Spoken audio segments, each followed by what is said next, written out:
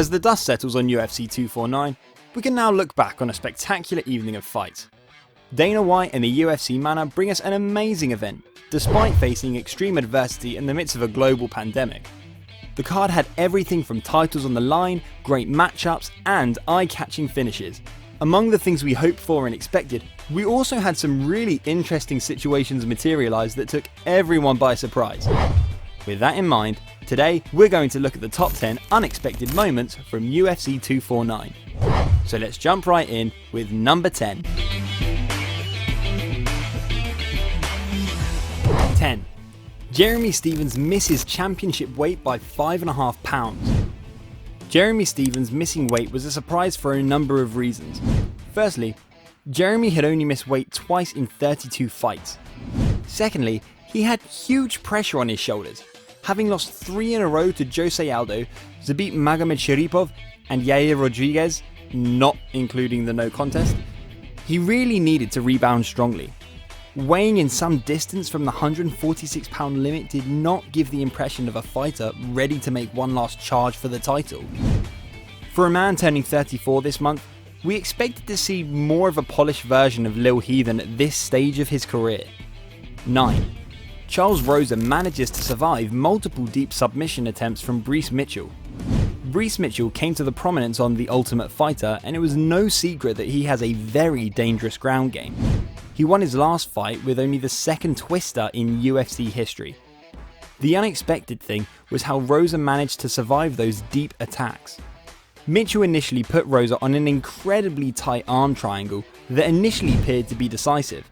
Worse still for Rosa, Brees caught him in a twister, which he also somehow survived. It took a lot of intelligence and composure for Rosa to stay in the contest.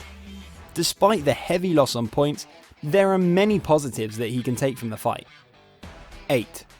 Classic Tony Ferguson ingenuity. Although we've come to expect the unexpected from Tony, much of what he does is so unique that you will never see it replicated. In round 3, he pulled off a sweep that looked more like a computer game move than something suitable for the octagon. He ducked down to feint a takedown before following through with a perfectly timed sweep. It was a wonderfully creative move that caught everyone by surprise, including Gaethje.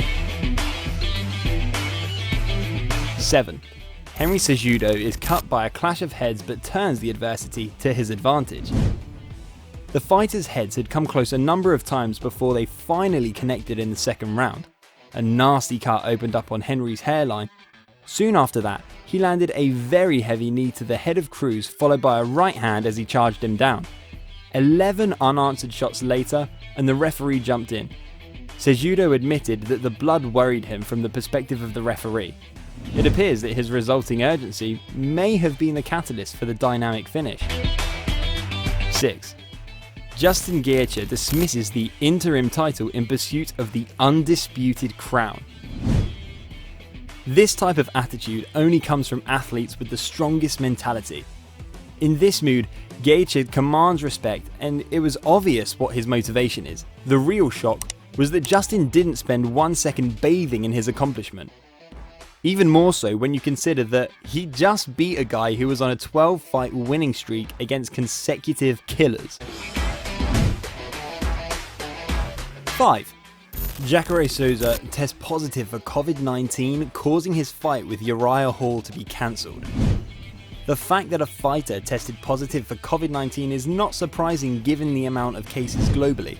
What was unexpected was the reality that any fighter would be able to travel from another country in a week when they were likely infected. After feeling unwell, Souza and some of his camp self-isolated. Given the incubation times for the virus, Souza had almost certainly travelled while infected. The biggest shock here is that no one identified that until the fighter himself brought attention to it. 4. Yorgan De Castro's fortunes took a sharp turn for the worse as no crowd inspired Greg Hardy to victory. De Castro began by chopping down Greg Hardy's lead leg with heavy kicks. Hardy, who seemed unsure how to manage the onslaught. Then one more kick thrown by De Castro flipped the fight on its head, just out of reach. The only thing that connected with Hardy was De Castro's toes. He took a hesitant step, winced in pain, and his output fell sharply, leading to victory for Hardy.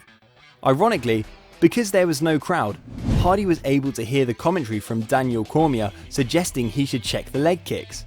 Armed with that, Hardy reacted to the kick, and the rest is history. 3. Justin Gaethje won the technical striking battle. The narrative going into this main event had been very assured. Tony Ferguson was the technically superior striker and submission artist, while Justin Gaethje would aim to march him down and land power-laced attacks. This version of Gaethje was composed, patient and precise. When Tony moved in, Justin countered him with speed, power and accuracy. The fighters seemed to swap expected styles for the contest. It was also surprising that Justin spent less effort trying to destroy his opponent with each shot, and ended up being more effective in the task than usual. 2. Tony Ferguson was actually broken for the first time. Any fighter can be beaten, and the fact that Ferguson lost to someone as accomplished as Gaethje is not in itself something unexpected. It was the way he lost that shocked us the most. When the final punch of the fight landed, Tony shakes his head a few times and begins to back off. It's clear that something is wrong. And although conscious Tony recognises that he can no longer take the punishment, it was reminiscent of the contest between Robbie Lawler and Rory McDonald. When the final punch landed on McDonald, he voluntarily went to the ground, later stating that everything went white. After winning 12 fights in a row, while being hurt multiple times in the process, it was strange to see an athlete as durable as Tony Ferguson break in the cage. Number 1. Henry Cejudo retires as the undisputed Triple C. The biggest shock of the night was unquestionably the retirement of Henry the Messenger Cejudo. He absolutely stunned the entire MMA community during his post-fight interview with Joe Rogan.